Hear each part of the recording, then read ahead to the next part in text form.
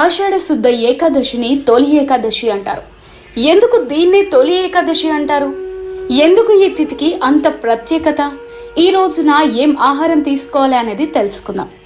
ఆషాఢ శుద్ధ ఏకాదశి నాడు మహావిష్ణువు మూరాసురుడు అనే రాక్షసుడితో యుద్ధం చేసి అలసిపోతాడు. ఆ సమయంలో ఆయన శరీరం నుంచి జన్మించిన కన్య పేరు ఏకాదశి. శ్రీవారి యోగ నిద్రకు ఈ రోజున ఉపక్రమిస్తారు. అందుకే దీన్ని తొలి ఏకాదశి, చేన ఏకాదశి అంటారు. మళ్ళీ 4 నెలల తర్వాత కార్తీక శుద్ధ ఏకాదశి రోజు మేల్కొంటాడు. అందుకే దీన్ని ఉత్థాన ఏకాదశి అంటారు. విష్ణుమూర్తి పడుకొని లేవటానికి మధ్యన ఉండే 4 మాసాలని పవిత్రంగా భావించి చతుర్మ్యాస దీక్ష చేస్తారు వైష్ణవులు. ప్రస్తుతం ఈ దేశంలో మఠాధిపతులు, సన్యాసులు మాత్రమే ఆచరిస్తున్నారు. శాస్త్రజ్ఞాస దీక్ష చేపట్టిన వారు 4 నెలల పాటు ఆరోగ్య నియమాలు పాటిస్తూ కఠిన నిష్ఠతో కామ, క్రోధ, మద, మాత్సర్యాలను విసర్జించాలి.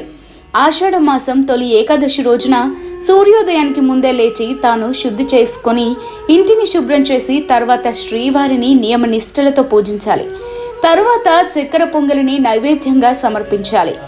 ఏకాదశి వ్రతం చేసేవారు మాంసాహారం, వండిన ఆహారం, చింతపండు, ఉసిరి, ఉలవలు, మినుములతో చేసినవి ఆహారంగా తీసుకోరాదు. అలాగే మంచం మీద నిద్ర చేయకూడదు. ఈరోజు విశిష్టమైన రోజుగా ప్రస్తావించడానికి మరొక కారణం, ప్రత్యక్ష దైవం సూర్యుడు దక్షిణం వైపుకు మరలుతాడు. ఈ రోజు నుంచి దక్షిణాన మొదలవుతుంది కాబట్టి దీనికి అంత ప్రాధాన్యత ఇస్తారు. ఇదే రోజు చతుర్య దీక్షతో పాటు గోపద్మ వ్రతాన్ని కూడా ఆచరిస్తారు. ఇలా చేయడం వలన మరణానంతరం నేరుగా వైకుంఠానికి వెళ్తారని ప్రతీది. ఇదే పండుగను రైతులు కూడా ఘనంగా జరుపుకుంటారు.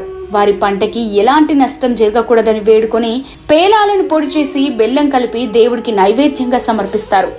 ఏకాదశి రోజున అన్నం భుజిస్తే మంచిది కాదని చెప్తారు మన పెద్దలు. అందుకు ఒక కథ కూడా ఉంది.